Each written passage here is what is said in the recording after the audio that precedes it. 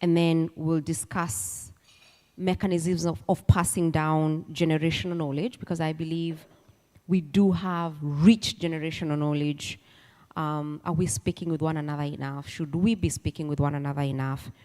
Self-care and wellness practices as we age, and how to be whole and healthy as we go through the phases or the transitions of our lives. So let's start with perspectives. What is menopause or perimenopause as we understand it? And perimenopause is a process towards menopause.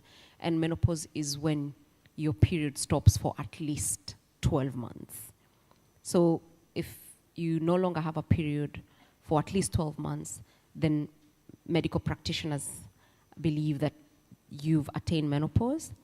And perimenopause is the hot flashes period and all these things that we hear. But I think that we have different experiences and diverse experiences. And I hope that we can start talking more about that so that we can draw on our indigenous knowledge to thrive and continue, even as the world is looking into all these connected aspects of menopause. So let's have this conversation. I will start here. First of all, thank you so much for convening this conversation. My name is Sarah Maka from Nigeria. I raised up my hand first because of something Madam Ellen Jensen Sirleaf taught me at the Kennedy School. She came and she was speaking, and we said, oh, women don't ask enough questions. And she said, you all know that when people come to this forum to ask questions, there'll be a time for questions and answers, so just stand by the microphone and be ready. So that way we get to ask questions so that then at the end, we're not left out. I do think that a few thoughts. We have more knowledge now about the experience of perimenopause through social media than we did previously, at least as I enter into that journey. And it's an appeal for African trailblazers to speak more about it. Because I think I'm learning it from African Americans, I'm learning it from the scientists, and I'm not hearing enough of our African voices speaking about it. I also think shame around age is very un-African. I think we imported that and we should just reject it.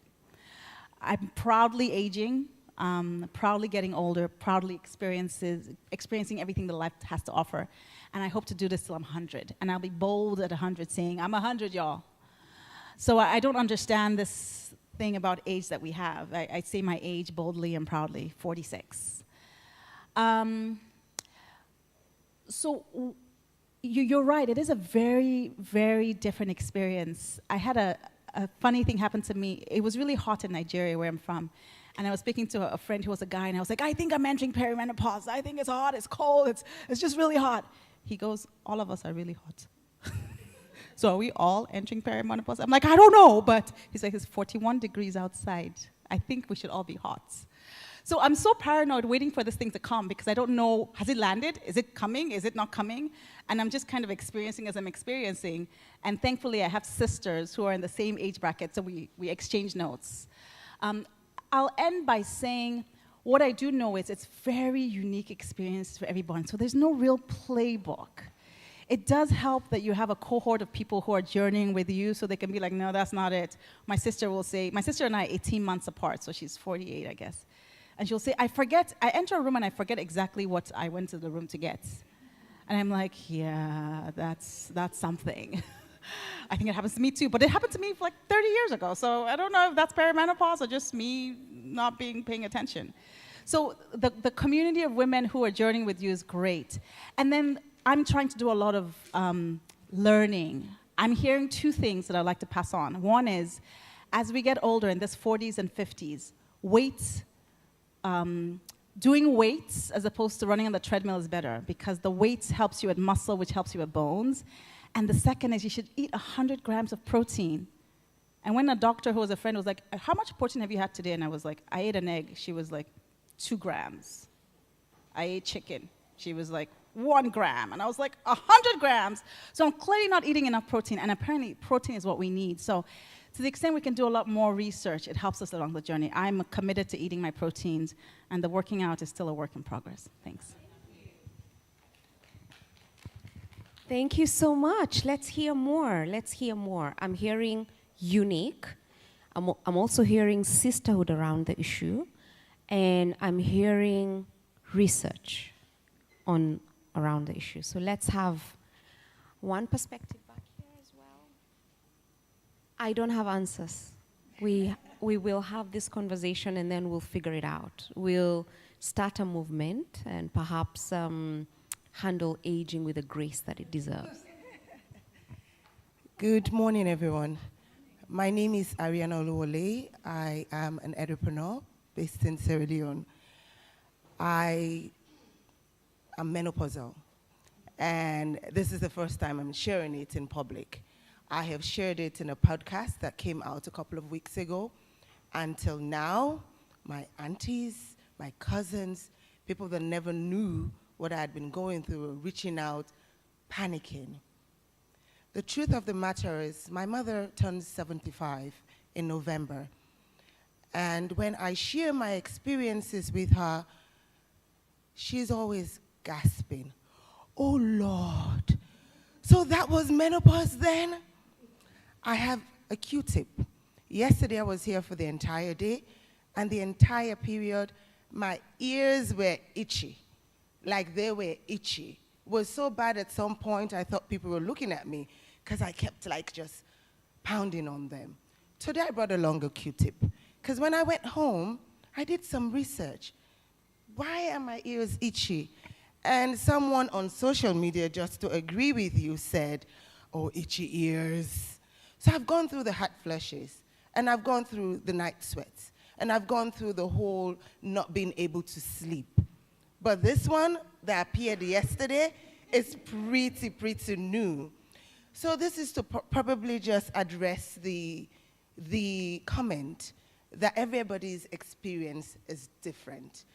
And what saddens me is that till now, as Africans and African women, we are so much secretive about how we are feeling, and to the extent that we don't even share our experiences. Piggyback to 2 months ago, I went into a medical space, very experienced people, a lovely team, and one of the first questions the professional asked was, "When was your last period?" And I had not been asked that question since I had my uterus removed. So I paused for a moment and I said, "I don't have periods anymore." And it's as if she was deaf. She went again. "Who's saying you last period?" That's in Creole. And I said, "I know they get period anymore, ma." And her face, the shame that I saw on her face, and the next thing she was like, "But you mean don't born picking? Like, have you had kids?" So there's a lot of weight around these conversations. I couldn't continue on with the back and forth with her. I had to fake a phone call, and I left the room because she was uncomfortable. I left the room, faked this call until she could gain her composure, and I came back. I'm like, "I am menopausal because I had my uterus removed due to a lot of gynecological drama." And I said, "Okay, I've never met someone so young or someone who looks so young that doesn't have periods anymore." So the more we talk about it, the more we share experiences, the more we learn from each other, the better this journey becomes. Before I hand over this mic, just to add on to what, I have been blessed with a lot of support from external spaces outside of Africa. I chose to get on HRT because I'd gotten to a point where I was nearly cancerous. I was doubting and not brave enough to remove my uterus, and I was struggling with that. So now I'm on HRT. Let me shock you with this information. I'm just back from a medical update. My entire treatment, like 70% of it has been changed. Because what I have been on for the last 12 months has not been as effective as compared to our white sisters. So this, for me, I was telling my mother again the other day that I feel like I'm a guinea pig. Yes, I'm a guinea pig.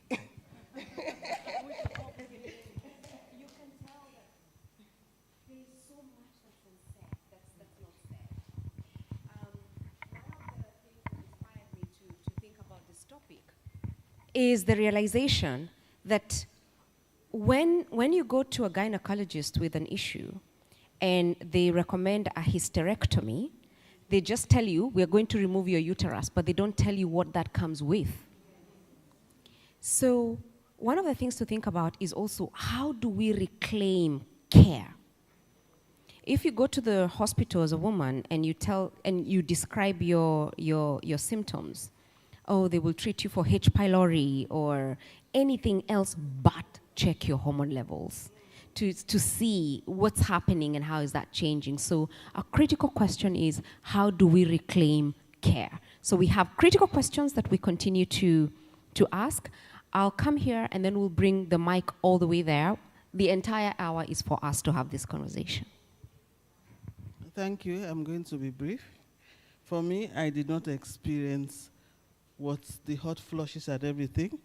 My period stopped, and it just stopped suddenly. And it was because of a trauma that I went through. I lost my husband, and then 40 days later, I lost my eldest son, and that did it. That was 20 years ago, and I've never had my period since then. So I cannot contribute to that. But so little research has been done on us, the African woman. I am 68 years now, and thank you, thank you. And I said to myself, I look at the woman in the village, because of her lifestyle, her tummy is so flat. Me, I have to talking and hardly can breathe because, my tummy is big and I feel uncomfortable, But you look at the woman in the village, what makes her different from me? Is it her lifestyle? Is it the food that she eats? And now, when you talk about disease or illness affecting, you have all of the research for me is done with the white woman. I would love to say research. What I suffer from now is arthritis. I can't lift up my hands. I can't stand up for long. Where do I get or look up research data that is about us, the African woman, and not, So that is what is lacking for me. And what can we do with our lifestyle, whether we like it or not? The lifestyle, the food and everything is gone beyond us. There's nothing we can do. We no longer eat eggs from our local fall, right? It's all imported, even the meat that we eat. So what can we do? What do we do with our agricultural product that will make it suitable for us as we get older? My mother turned 90 on the 30th, that's on Monday. I look at her, she's still strong. She only has problem with the eye, and that goes with the age. But she remembers more than I do. When we are talking, you say, "Hey, you remember we?" And I will say, "I don't forget." And believe me, I forget. I have to put my keys in my pocket, my car keys. I forget things so easily. Is it my lifestyle? What is wrong with me? So for me, that's what we should do, research on us, the African woman, the food we eat, our lifestyle, the work we do, and everything. Thank you. Thank you. My name is Samiha Abdelmalik, and I'm from Ethiopia. Just to add two things, I think a lot has been talked about. I'm perimenopausal. A lot has been talked about kind of the impact on your body, but I think my primary, aside from my body, I think the most disorienting aspect has been the effect on my mind. So like brain fog, memory issues, etc. And I think that's really forced me to reconsider my identity. If your identity is really tied to who you are intellectually as a professional, etc., I think then you have to start to really rethink who you are when your mind starts to perhaps not be as sharp as you want it to be or need it to be. So I think the biggest challenge for me is to really rethink who I am. That's not grounded on, how quick my neurons are firing, etc. And I think also another thing I wanted to raise was, I think for me at least culturally, there was a lot of silence around menopause, not necessarily shame, just silence. So you don't really know much about it. So it's been really a process for me to look at what are natural supplements, what did people take, What can I include in my diet that might help, aside from, HRT or other processes that would require, for example, if you don't have access to that in Ethiopia, you having to travel, etc. So just wanted to share on that. Thank you. I'm curious. How have we, our older sisters, what worked? How did you take care of yourself? What should we younger women know, and how can we better navigate that? But also concrete proposals on how do we engage our scientists on more research? How do we raise money for more research? How do we build systems, loud, bold, visible systems to say, hey, we are owning this aging process, and we want to step boldly into that space, and we want to deal with trauma and silence around it. Just some more critical questions. We'll come here, then we go there, and then we'll come to you. Good afternoon. I'm Saran Kaba, representing APC Women's Leader. I'm so happy to hear about the conversation. It's something new.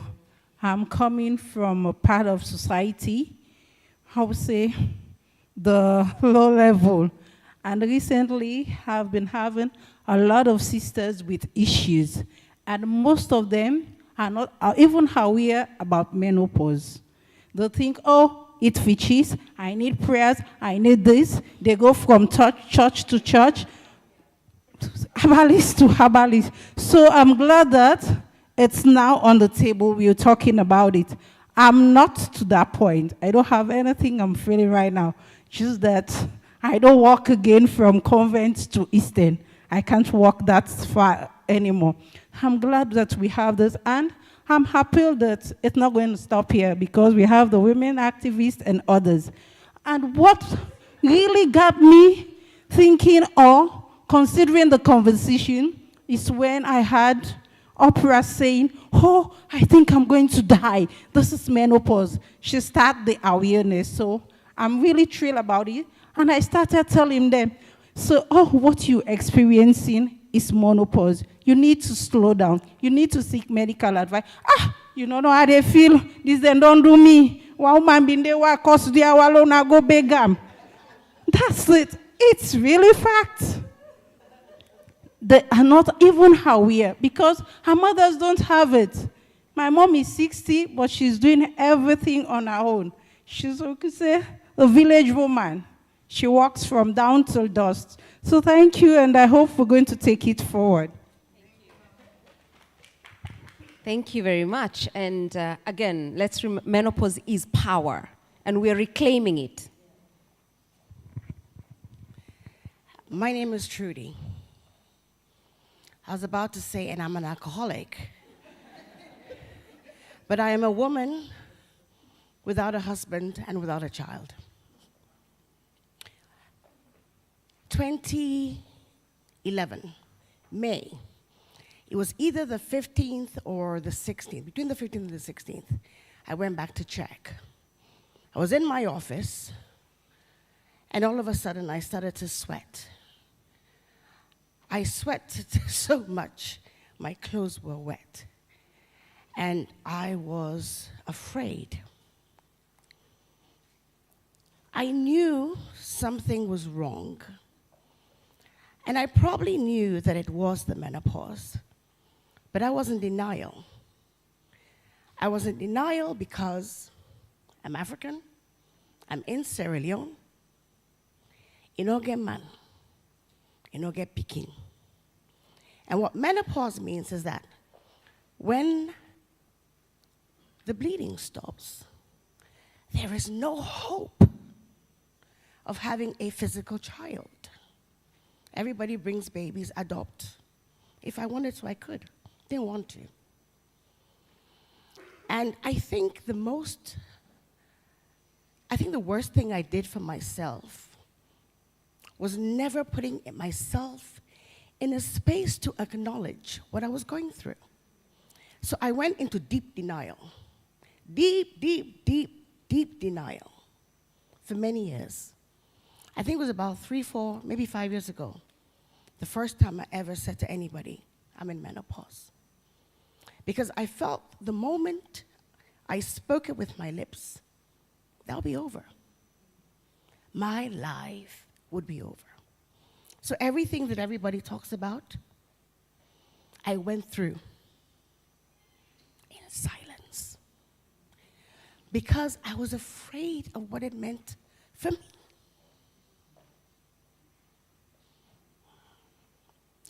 I have beautiful nieces and nephews.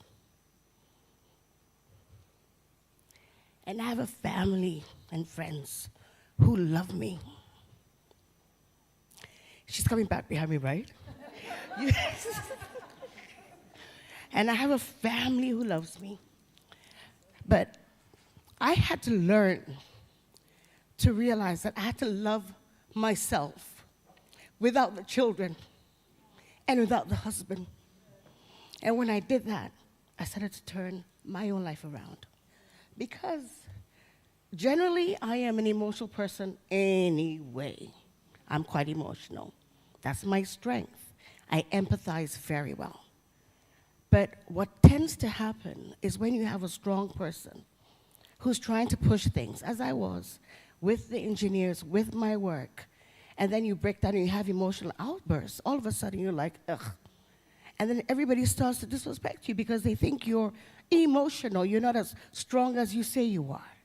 Then you now have another battle to fight, which is these people who don't know what you're going through. And it's not their fault.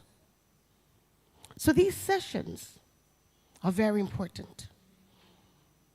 They're very important because we need to understand not everybody has had the opportunity to hear the word menopause, understand what it means, understand the impact it could have in their life, find solutions for it. Somebody would say, it's your fault. You should have said. It probably is my fault. I own it. I could have said, but I didn't. In my heart of hearts, until I turned 50, I was praying that God would bring a man, my wombs would open, the blood would rush, and I would have a baby. Next year, I'm 60. So, 60 or no 60, we will celebrate. Amen. Menopause or no menopause, we will celebrate. Amen. And for a very long time, I started my menopause journey May 2021. And believe you me, I don't know it's because I didn't have the children or whatever, I didn't take whatever. It still happens, but I can control it. I understand it, I understand my body, and I'm controlling it. The most important thing is that we need to own what happens to us. And I want to encourage every single person to speak. Don't wait. Don't wait. Because when you wait, sometimes it's too late. I went through weight gain, not understanding that there were remedies. I went through dry mouth, ears itching, knees cracking. I'm thinking, oh my God, the weight is too much. No, these are all symptoms of the menopause. But unless and until all of us start to speak, to research, to reach out. And sometimes if you see a woman acting crazy, don't worry, is the thing, that thing. Because I acted crazy. There were days I was shouting and I would say to myself, why are you shouting? I was crazy. I would say to myself, why are you being like a crazy person? I was speaking to myself, but I couldn't control it. It wasn't until when I was at UNOPS a few years ago, they had a session on menopause. And that was the first time I opened my mouth and said, plus me. So I just wanted to share that because everybody is looking for answers, but there are no answers. Individual journeys are different. And what you suffer from, I may not. But know this, from today, whatever happens to you, own it. And if you need to find a solution, get up and get help. Don't be like me. Don't wait until it's too late. Thank you. And that's why we're having this conversation. Thank you, Trudy. You know what? You have really given me perspective, because I was talking to Aya and I was saying, I'm turning 40 this year. I'm not married and I don't have children. And I don't think I want to put my body through the hardship of childbirth after 40. So when the going gets tough later, and she said to me, but just, babe, freeze your eggs. Then we can see if later on maybe. But those are the conversations that we need to be having. My mother is praying, but my bestie is telling me freeze. You see? So it's navigating that environment and ecosystem. So I know Trudy will share perspective if my journey, and however my journey, and I'm open to it, and we must all be open, and that's why this conversation is so powerful. Thank you, that's so incredible. I think I might start with saying I'm 41, I don't have any kids, and I'm single by choice. But I froze my eggs in 2000 because of this whole consciousness of like, maybe you might want to have kids. Because I think as an African woman, as the firstborn daughter and the first person in a generation to say, I don't want kids, or I don't know if I want kids, seems like a curse. And that is the same why I think the menopause hasn't been given a native language or term in my own community as a Somali, because it's a curse, we don't think about it.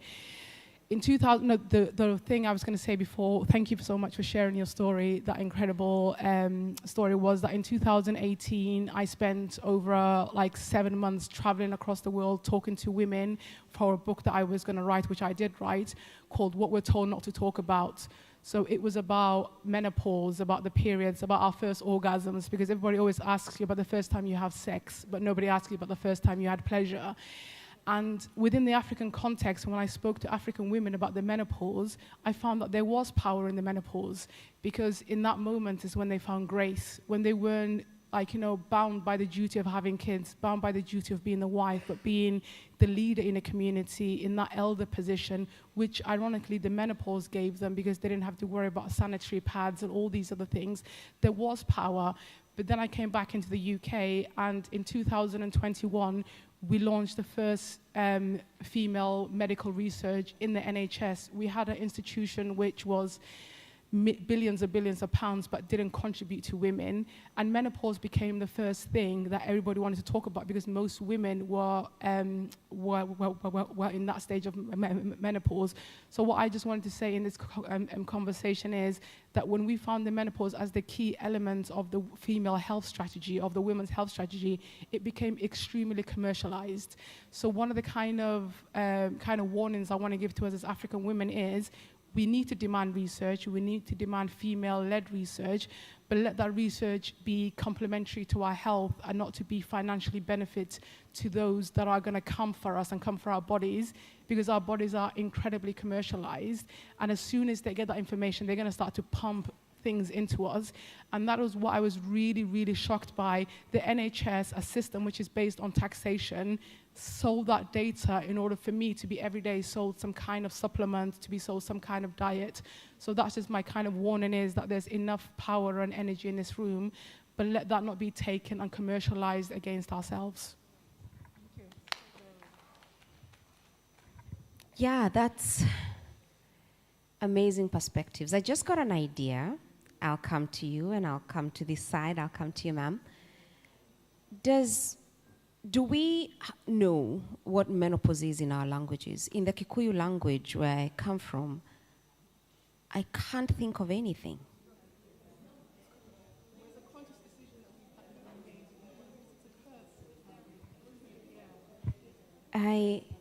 So let's think about that, because reclaiming narrative is reclaiming it at the very foundation, right?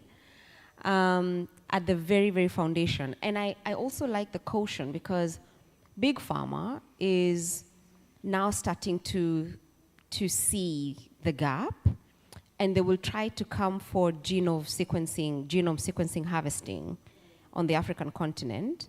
So we must own our healthcare policies. And I hope that we all can be champions of our own healthcare systems in our country, so that we can manage and drive that and connect with others and start to talk about it. Because Unless the lion learns to roar, the story will always glorify the hunter. And we can't be the hunted. Thank you very much. My name is Nasu Fofana. I'm going to be 46, no, 56. I'm reversing, I think I am. I'm going to be 56 on Monday. No, 46 is because it's reversing, because of these ones. But it's going to be 56. Well, maybe I'm thinking 46, but I'll be 56 officially. So just contributing, I wanted to ask the question, what works for whom? The role of traditional medicine, for example. I was in Ibadan not long ago, and I visited the IITA. And they washed my eyes. And for that day, I didn't use glasses. We went into the forest. And we spoke about how we could take women here who have been in the villages, who understand leaves, and how they could go there and really understand and research those leaves to take care of our issues. It's something we should think about. Are we taking more than we are? I have experienced the process, but it was informed. It was informed, and when I say informed, I don't have a uterus, but I'm a very happy non-having uterus woman because I went through a process, because I had very nasty fibroids, which stood in the way of so many things. I have a daughter who is 30, but the fibroids probably prepared me to just live a life without periods. So the role of informed decision in dealing with this, I don't know whether I had menopause, because everybody knows I'm crazy. I speak my mind, so I don't know whether it was menopause or not menopause. So it's just my natural self. I stand up, so if you're saying something that is really not right, especially against women and girls, I will raise my voice. So if you say I'm crazy, I own the craziness. Sex. It's a myth how your body reacts to that. I feel like having more sex now than I was in my 40s. I feel more honey at 50 and beyond than I was in my 40s. Who that say say another man? The opportunity I have now of not marrying one and putting one is that I have a choice to say, well, I like you, but not you. Okay, so Anthony, now I can control my body. I understand my body better, my anatomy better, and I don't have sex to please a man. I have sex to please me. Do I want it or do I not want it? I think there's so much pressure that we should be pleasing men with our bodies. And so the whole issue around menopause and sex needs to be dissected for these younger, the Gen Zs, to know that it's not about vibrator, it's not about this, it's about brain power. How does your brain connect to your vagina is important. Because we take sex as the golden, and it's for African women is how do we enjoy? Me man not enjoy, how me self go enjoy. Enjoy first and teach someone to enjoy you. So I am basically saying, well, you all know that's how I speak. Mama is listening, so I'm going to tone it down. But how does hysterectomy affect menopause? Again, it depends on where you were, in my opinion. So this is my story. I was ready, and not having a period since 2019 to date. You see, everybody keeps saying, Nasu, you're getting younger. Because I have taken a pace on my own. I do nobody's work after 7 o'clock. That's when I go on Facebook to play with these young ones and create trouble. But I get energized by them. Okay, so I quarrel with who wants to quarrel. I mentor who wants to be mentored, but I feel a lot more energized. Maybe I was ready to go through the process, but I had no hot flashes. To date, I haven't had to use a fan. So again, my mother, I didn't see my mother, doing anything different than I am doing. Maybe genetics could play a role. I don't know. My younger sister is going to be 47. She has not whispered menopause to me. The one after me hasn't. So maybe we don't know the language, what it is. And my namesake Nasu, until she died, I didn't know. So maybe we have to think around genetics. Maybe we have to think around psychology, this perception. Maybe we're taking too much of what we've been told. I have not gone through HRT like Ariana, who I'm a lot older than. I don't even know. But I feel very fresh. I've just have extended back wheels, and I'm getting breast. But I love it, because I never used to have any of this. So I don't know whether embracing what you get could help. Thank you. We only have seven minutes because there's another group that's coming in here. But the essence of this conversation was really to open ourselves up to the experiences. Your Excellency, thank you for sitting with us. Thank you for listening. And thank you for continuing to share your experiences collectively and privately with us. We don't take it for granted. We are very grateful.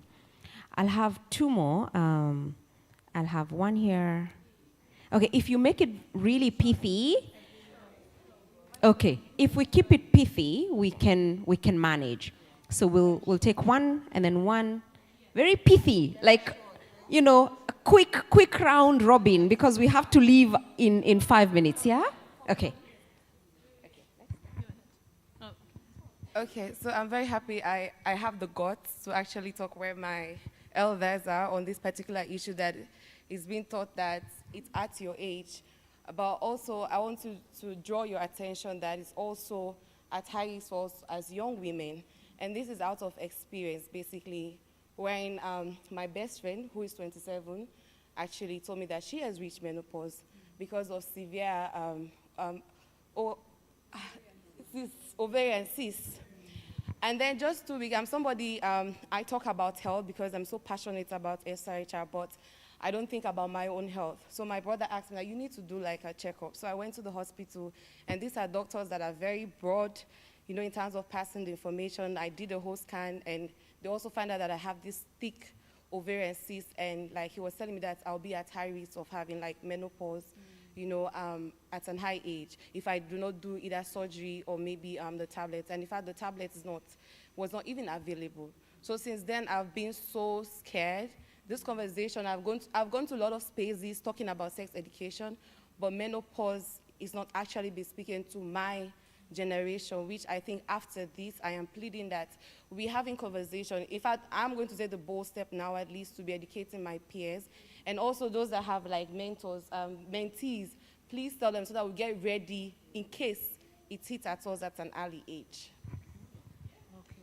Thank you. Quick fire, round robin. We only have 5 minutes, so quick fire.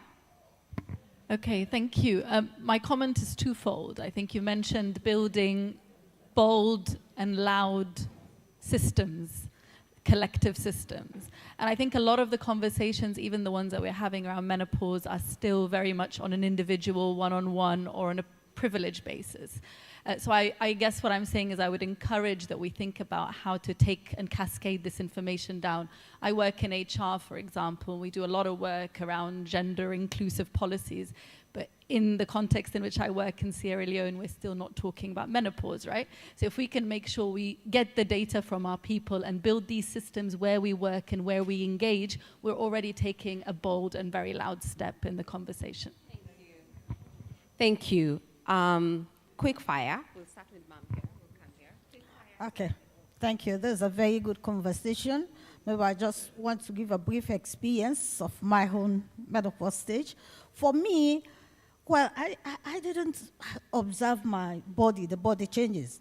The only thing was that I had irregular menses. You know how menses for 3 months, maybe after 3 months you have, another menses. So for me, I thought it was pregnancy. I went to the doctor and they said, no, this is not pregnancy. You are in to experience menopause.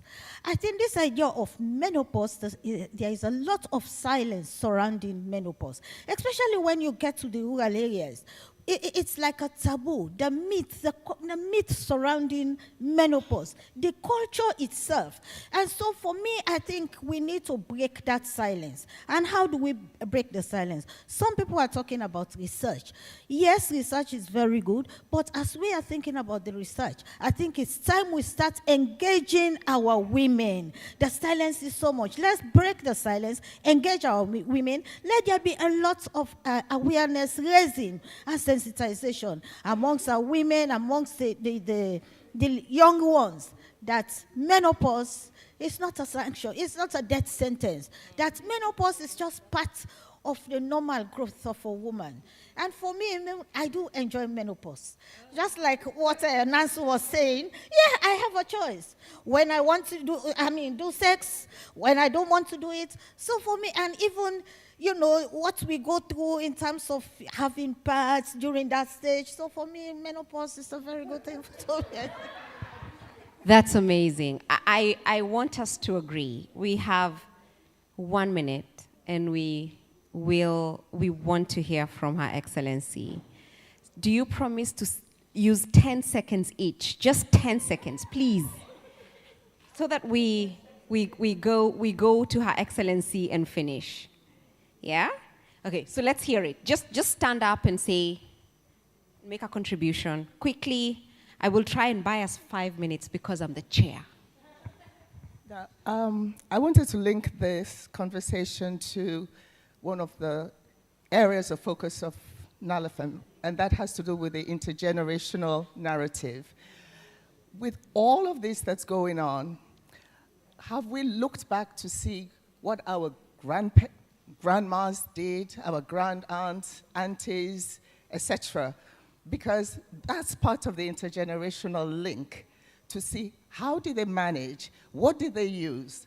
I recall when I was working for the UN in Zambia, SADC at that point was looking at, what are the herbs we have in Africa, how can they be used, how can it, the medicinal values and so on. I don't really know what happened to that project, but please, let's use the ancestral themes, wisdom to move forward. And keep it going, ladies. Thank you so much. It's tough, huh? Can we continue? Yes, please. Yes, she. Yes. Thank you so much. Hello, everyone. My name is Patricia. I'm a journalist based in Sierra Leone. So I'm here to talk about the media's role in all of these. So often said that these discussions, they are missing in our reporting. And topics like this, menopause, I think my first time of hearing menopause is from my mom. And this is the second time, I'm hearing this. So I think the media has a role to play. We need to go out there, bring out stories. Of course, we have the principle of maintaining anonymity. So you can be rest assured that your name, wherever you're resident, it's going to be on the cover. But we need to bring out these stories from our mothers, our aunties. And yeah, we also have a role to hold the institutions accountable, like the Ministry of Health. I don't think they even have a program that's speaking to these, for our mothers, for our aunties. So I think, in all of, by and large, the media has a role to really play in this. And we are going to lead the charge, right? So, and then 10 seconds, thank you. I think sometimes people can also see these as elite conversations.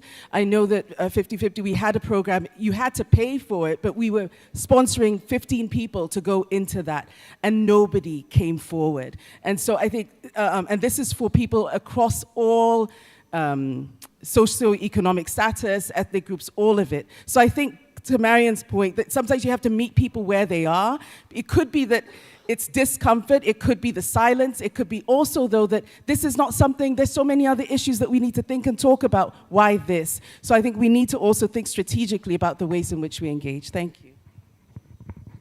women's bodies are political. And before I hand it over to Madam Mayor and then finally to Her Excellency to close for us, I want to restate some of the outcomes of this session. I think that we have agreed to own who we are and how our identities are changing. We've agreed to reclaim our experiences and seek intergenerational wisdom and collective sisterhood. We've agreed to challenge and enhance healthcare systems and research to be women-centered, women-led, and informed from a Pan-African perspective. We've agreed to ask questions, challenge norms, and continue to go through our experiences in our own voices. We've agreed to also find self-care practices that work for us individually and build a culture of empowerment and pride around us.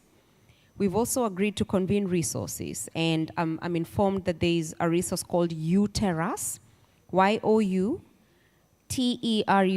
that we can start to think about. But also at Nalafem, this is important to us. This is important for our intergenerational work, and we will continue to convene resources, scientific, intergenerational resources to navigate life in our whole and amazing selves, because we want to be able to reclaim those experiences and ensure that research is very African-centered, women-led, women-centered, and non-commercial. We have to take this and build our own wisdom and progress around it. So, Madam Mayor, and please then invite Her Excellency to close for us. Well, thank you so much, Rose, and thank you, everyone. This has been, when I started on the program, I was like, interesting, but it's been more than interesting. I mean, on a personal level, the contraceptive I chose to use after I had my second child at the age of 32 meant that I haven't had periods since the age of 32, and I'm 57 now. And the menopause, the hot flushes, the incredible sweat, the heat, the burning up, the discomfort, I've been having them since my 40s. So I'm on to about 17 years of experiencing that. So like others have said, everyone's experience has been different. Mine has been very, very, very acute, very, very real. That said, one thing that's come out to me very clearly is the importance, perhaps this is a topic that one overlooks when you talk about politics, but we shouldn't. Because the reason we haven't got the research, the reason we haven't got the interest, is because those who are in power don't have the interest. So this is another reason why it is so critical that we have female leadership at the very top, because the issues that affect us as women are being overlooked. And yet they have such a foundational and fundamental impact on our lives and on the lives of all of those that we nurture. So thank you for sharing. Thank you, Rose, for this topic. And it's my pleasure to hand the mic over to Her Excellency, Madam President, to give us her words of wisdom in respect of the menopause. As I listen to all the remarks, including the one from our leader over there who talked about using some of our own natural way as remedies for something, I'm left with just two main thoughts. The first is, one of the characteristics of a successful leader, and I said it in one of the meetings I was in, is to listen and learn. And today I learned, when I listened to all the medical aspects about the subject, I learned. I'm sure I went through menopause. I don't remember the details. But I'm sure I did. But today, I learned a lot, and I hope that what you did gave a lot of people a lot of information on it, and that will strengthen everyone to be able to have the response and to control themselves when they face some of these difficulties. My second one was the need for data. And that there have been studies on women in other countries, other areas, but none when it comes to African women. That is something that each of you as a leader need to think about in your countries and your country's agenda. So many times we don't have disaggregated data that would pinpoint a woman's reaction, a woman's results to certain things. We had very strong statistical institutes in Africa. Many of them have now been none as operative as they were, because we all take our statistics now from the World Bank or the IMF. Once again, we need to put the emphasis on, if we're going to be self-reliant and self-dependent, let's rebuild our statistical institutions to provide us with the information that will enable us to be able to meet the challenges of life. So to all of you, I hope you leave here well-informed, well-engaged, ready to accept being a woman. And that, ladies and gentlemen, is how you close a session that reclaims your identity, your femininity, your power. Because menopause, women's bodies, is a political issue. It's a leadership issue. Let's all take charge.